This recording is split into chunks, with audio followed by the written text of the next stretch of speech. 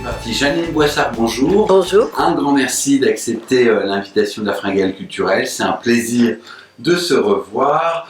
On se voit aujourd'hui pour votre actualité, La Lanterne des Morts, disponible aux éditions Fayard depuis le 3 avril en librairie. Comment est né ce bouquin ?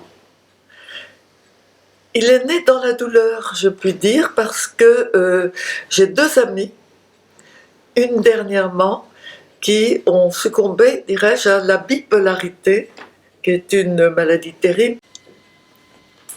C'est parti. Combien de temps ? 10-12 minutes. Ah bah d'accord, on a le temps de dire beaucoup de choses. Oui, il y a le temps de s'exprimer. C'est parti. Janine Boissard, bonjour. Bonjour. Un grand merci d'accepter l'invitation de la Fringale culturelle. C'est un plaisir de se revoir. On se voit aujourd'hui pour votre actualité, La Lanterne des Morts, disponible aux éditions Fayard depuis le 3 avril en librairie. Comment est né ce bouquin ? Il est né dans la douleur, je puis dire, parce que j'ai deux amies, une dernièrement, qui ont succombé, dirais-je, à la bipolarité, qui est une maladie terrible qu'on appelait autrefois mon Dieu, ça commence mal. C'est pas grave, on reprend. Dépression, je ne sais pas quoi, enfin j'ai oublié. Ah oui, la dépression, voilà. maniaco-dépression. Maniaco-dépression. Je reprends là et vous comprenez. Ouais, exactement. Qu'on appelait autrefois la maniaco-dépression. Et toutes les deux, quand elles ont compris que c'était une maladie qui ne se guérissait pas, se sont donné la mort. Et vous savez, depuis que je suis petite, quand quelque chose me tracasse, j'ai le réflexe de me précipiter sur mon papier pour l'écrire.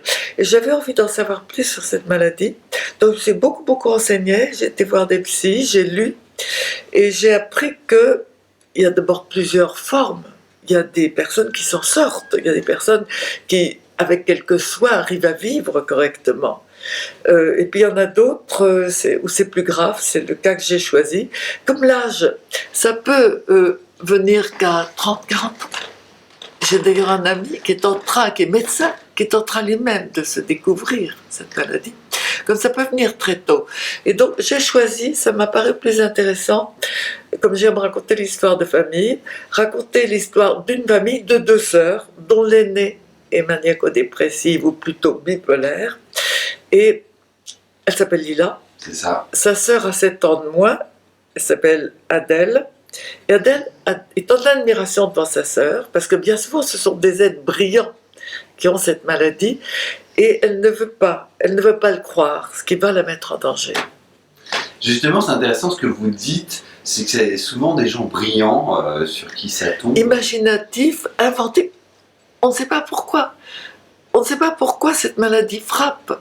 C'est très étrange. Pourquoi est-ce que justement ça frappe souvent des gens très brillants ? Alors la chute est d'autant plus rude. Pour moi, je définis cette maladie par on se dit un jour je peux tout. Le lendemain on se dit je ne suis rien. C'est ça. Voilà. Il y a ces hauts et il y a ces bas. Et ces bas peuvent être très profonds et très terribles et très dangereux. Violents aussi. Mais oui. Mais oui. Votre livre se passe donc évidemment au sein d'une famille, parce que vous êtes la romancière des familles. vous avez situé votre action dans le Périgord Nord. Alors là, je vais justement vous interrompre à nouveau. Quand j'ai l'idée d'une histoire, je cherche le terrain où je vais la mettre.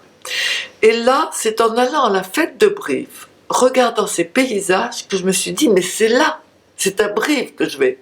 Et ce qui est amusant, c'est que nous déjeunions, les écrivains, dans le meilleur restaurant de la ville, comme toujours, et on me connaît, parce que j'y vais depuis 20 ans, presque à toutes les fêtes. Et quand j'ai dit au patron, comme ça, en l'air, vous savez, la prochaine histoire, c'est chez vous.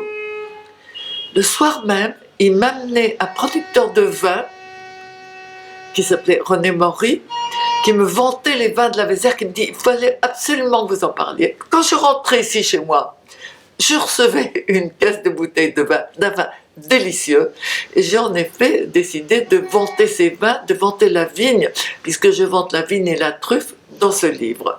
Donc à Brive, c'est venu comme ça, et je trouve que ça se marie bien, et puis j'aime bien donner toujours un côté gourmand à mes livres. Voilà, je suis très gourmande, et puis ça enracine ces livres. Donc voilà, c'est pour ça que j'ai choisi le Périgord noir. Ah ouais, pour le coup, on y est, et puis ça fait du bien. Il fait du bien, votre livre sur le lieu par rapport au thème qui Voilà, est plus difficile. ça fait du bien. Je veux jamais qu'un livre soit totalement noir. Et là, il y a justement cette terre gourmande, il y a ces paysages magnifiques. J'apprends beaucoup de choses, je crois, j'ai appris beaucoup de choses, en tout cas moi-même, sur la culture de la truffe et de la vigne. Et puis, il y a l'amour aussi, il y a ces familles. Vous voyez, il n'y a pas seulement...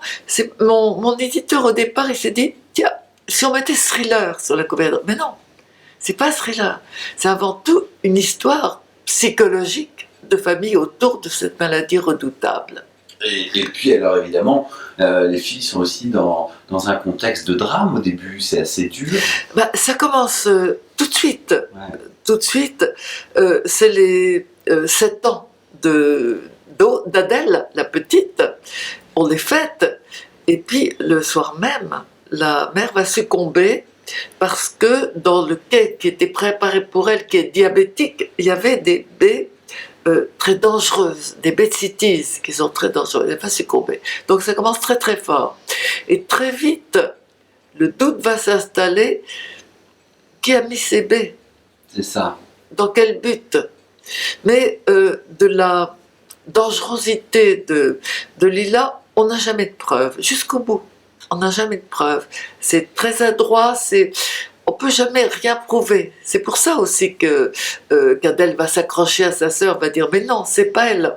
Donc ça commence très dramatiquement. Et c'est pour ça que l'éditeur, il voyait tout de suite le ressort du thriller. Oui, bien sûr, Alors mais pourtant beaucoup plus psychologique. Le ressort du thriller, mais le ressort de tout roman. Vous savez, autrefois, on lisait Zola, on lisait Balzac. Il fallait 10 chapitres pour entrer dans l'histoire. On faisait la description des paysages, des familles. On n'écrit plus comme ça maintenant. Et je me souviens avec maman, on était 6 enfants, nous lisait les premiers chapitres. Et quand ça devenait intéressant, elle nous laissait aller. On n'écrit plus comme ça. Et quand je donne un conseil à un apprenti écrivain, je dis, vous entrez tout de suite dans l'action. Parce que les gens sont fatigués. Parce que les gens ont moins de temps de lire. Parce que le soir, moi, quand je lis, je regarde le chapitre suivant pour savoir la taille du chapitre suivant et si je continue. C'est ça. Et ça ne veut pas dire écrire moins bien, c'est pas une recette. Simplement, on écrit différemment. Et ce qui m'intéressait, c'est qu'avant de mourir, François Nourricier, que je connaissais un petit peu, m'avait dit, j'ai un regret n'avoir pas pensé à ça, ne m'être pas dit, d'avoir pas accepté ça, qu'on n'écrivait plus comme avant. Alors,